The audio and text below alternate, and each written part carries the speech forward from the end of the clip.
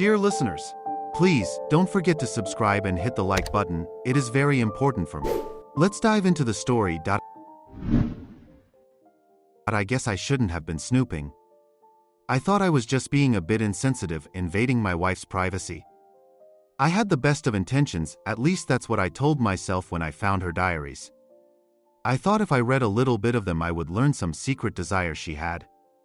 Something that would allow me to get her the perfect 15th anniversary gift. Well, what I found did eventually give me an idea for her anniversary gift. It just took me a while to put it together. It took me quite a while, nearly a full 5 years. I guess I should fill in some of the backstory. Sandy and James were high school sweethearts. We were deeply in love and discovered the joys of sex at an early age. Unfortunately, we were a little slow in learning about contraception, and Sandy got pregnant in the spring of our senior year.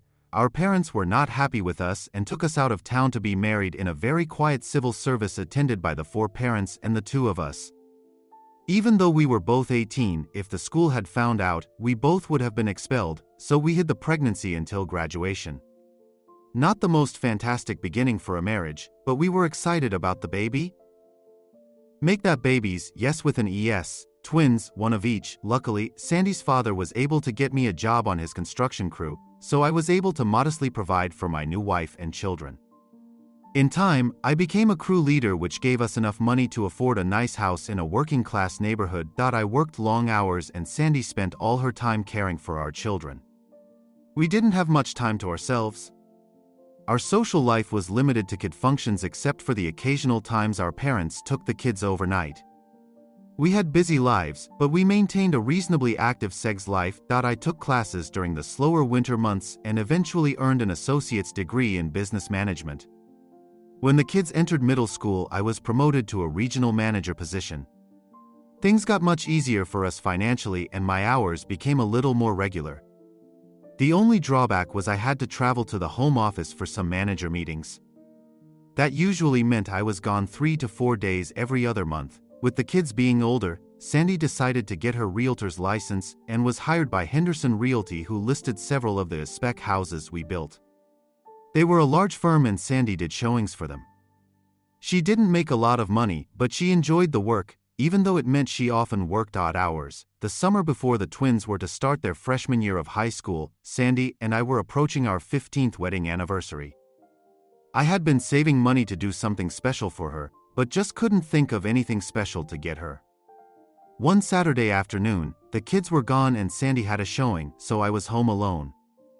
I was getting desperate to come up with something special, so I thought I'd look through her closet and jewelry items in the hope of finding inspiration of some sort. I looked at her outfits and just didn't have a clue what she might need or want. Then I decided to check out her jewelry box. What she had was pretty modest and I thought maybe a nice diamond tennis bracelet would do the trick. As I was putting her jewelry box back into the drawer, it kinda stuck and I realized there was something in the back of the drawer preventing the box from going back in completely. I dug around and pulled out 3 small books. Each book was nicely bound and had a small flap and lock to secure them. I stared at the books and it dawned on me that they must be her diaries. I never knew she kept a diary. I had never seen her writing in it and she had never spoken of them. That should have told me they were very personal and I shouldn't mess with them, but curiosity had always been one of my weaknesses. And besides, maybe it will give me a great idea for her gift. Yeah, that's the rationalization I used when I cracked open her private diaries and began reading. It appeared she had started them when the kids were about 2, and much of the first 2 books were just recaps of important childhood events and not much else.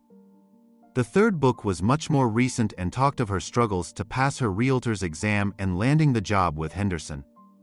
It went on to talk about how nervous she'd been when she did her first showing and how grateful she was to have Brad Henderson, the owner's son, help her write her first contract and consummate her first sale. Apparently, she worked a lot with Brad because the next several pages of entries were filled with her activities with him.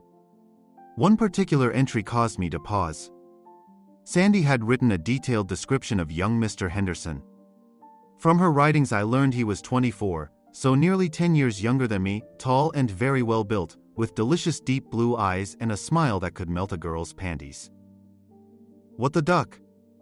I quickly read farther into the book and my world began to crumble. Checking the dates of her entries, I figured out it took Brad about 6 months to get her into bed and they ducked several times over the following year. No doubt their affair would have continued, but Brad's grandfather, who owned several vacation resorts on the West Coast, convinced Brad to move out west and become his understudy. Sandy's entries over the last year often lamented the loss of her delicious guilty pleasure. Well, that revelation certainly ended any plans for making our 15th anniversary special. She got a cheap bouquet of flowers, period, no card, no dinner and no segs. Reading her diary clearly showed she had been quite smitten with Brad and felt no compunction about cheating on me. I had no doubt she would still be gleefully ducking the asscat if he hadn't left town. Her cavalier attitude about cheating had me wondering if she was currently looking for a stud to replace Brad. I focused on being supportive of my kids and let my feelings for the only girl I'd ever loved slowly die. My plan was to stay married to the cheating witch until the kids left for college. We live in a no-fault state, so there was little I could do to protect myself from the courts. I dumped most of the money we had saved into a tuition account for the kids, knowing that I would be responsible for that anyway. I also began to slowly collect cash and rare coins and keep them in a safe in a rented, fireproof, climate-controlled storage unit under my brother's name. Periodically, I would check her diaries to see if she had found a new boy toy, but there was never any mention of any new, delicious guilty pleasures. She did describe, in great detail, her lust-filled daydreams she had about a few young men she had encountered, but it appeared she never acted on any of those feelings. Most of her entries were just recaps of her work life and the kids' adventures. As the kids prepared to graduate, she wrote of her hopes to travel with me and finally get to enjoy life with her wonderful, thoughtful, loving husband. She actually wrote those words, I almost puked. The day came to drop off the kids at school and return home as official empty nesters. It had been a tough few years pretending to care about Sandy. I had shed a lot of tears early on, but gradually hardened my heart. Oh sure, I had continued to duck the witch, but it was just that, ducking, never making love. Although our sex life had slowed to a crawl, Sandy was always receptive and sometimes initiated things. Too bad, I really liked ducking her and even began taking her peach whenever I wanted. I'm not sure she really liked it, but she allowed it. At that point, I didn't care what she liked, I was doing it for my own guilty pleasure, not hers. I had Sandy's big SUV packed to the gills and a ton of crap loaded onto the roof. The kids' campus was about 2 hours away, so we all chatted away as I made the drive. We got the kids delivered and set up in their respective dorms and got back into the SUV for the drive home. James, can you believe our babies are off to college? My God, it seems like yesterday I was changing their diapers. Yes, those early years just seem to have flown by. It's great to see them so excited about this next phase in their lives. Oh James, I'm pretty excited to begin this next phase in our lives too. Just think about the time we will have to ourselves. I want to travel a little and really enjoy each other. Well, Sandy, I'm very, very excited to begin this new chapter in life. I am truly looking forward to traveling with my beautiful companion to exotic places. Sandy grinned and leaned over and kissed me on the cheek and then settled back in her seat and drifted off to sleep. Sandy awoke when I pulled into our garage.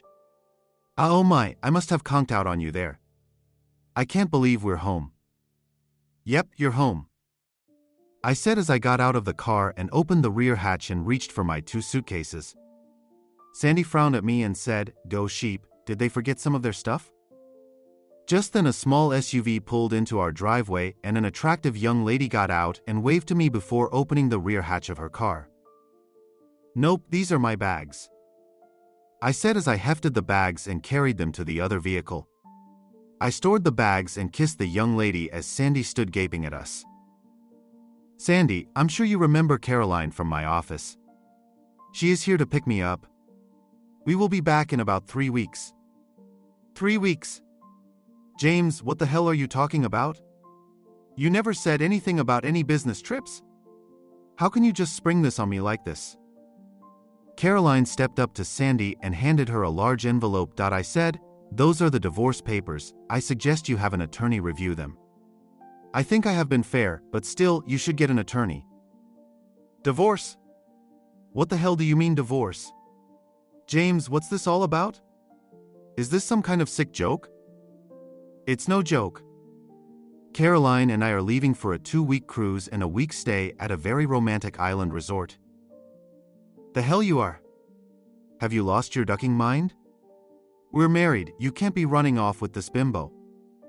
She's not a bimbo, in fact it took me years to convince her just to let me kiss her, but she was worth the wait. Now, we have to go, we have a flight to catch. The movers came while we were gone and moved all my stuff to Caroline's.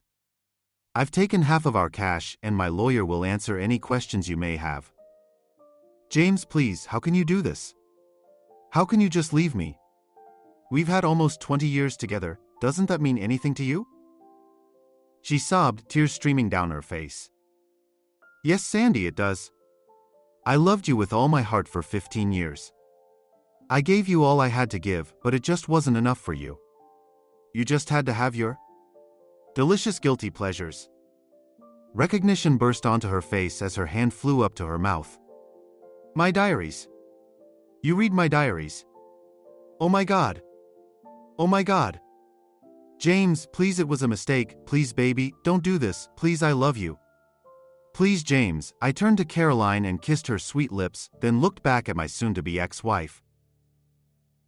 You had your delicious guilty pleasures, now it's time for me to have a few of my own. Epilogue. Sandy tried to fight the divorce and even denied having an affair with Brad, telling everyone I had just lost my mind and run off with some floozy. Fortunately, I had taken the diary with her handwritten confessions, and when I sent photos of it to the kids, they knew she had lied. Despite her attempts to delay it, the divorce eventually went through, costing me a small fortune. By that time, I was living with Caroline and she was working hard to keep my spirits up by ducking my brains out. Sandy requested and I agreed to one final conversation when the final divorce papers were signed. She began apologizing to me by I raised a hand to stop her. Then I asked her the only question I wanted answered, why? James, I did it for purely selfish reasons.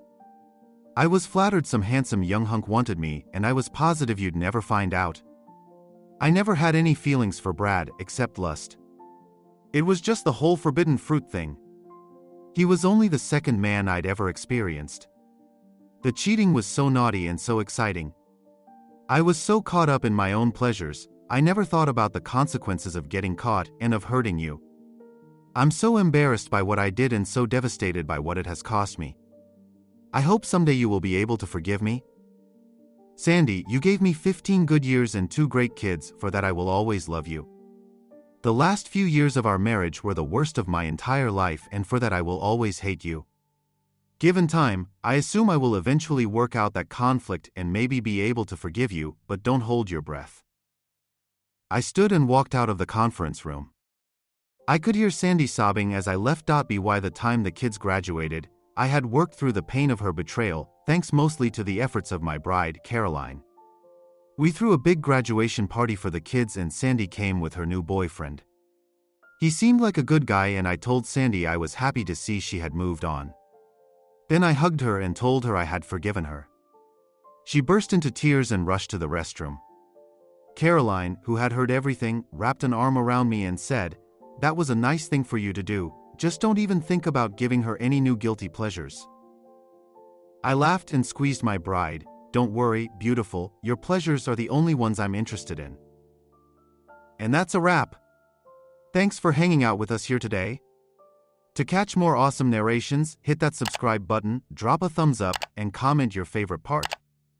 And hey, don't forget to hit that notification bell to be the first to know when we drop the next story.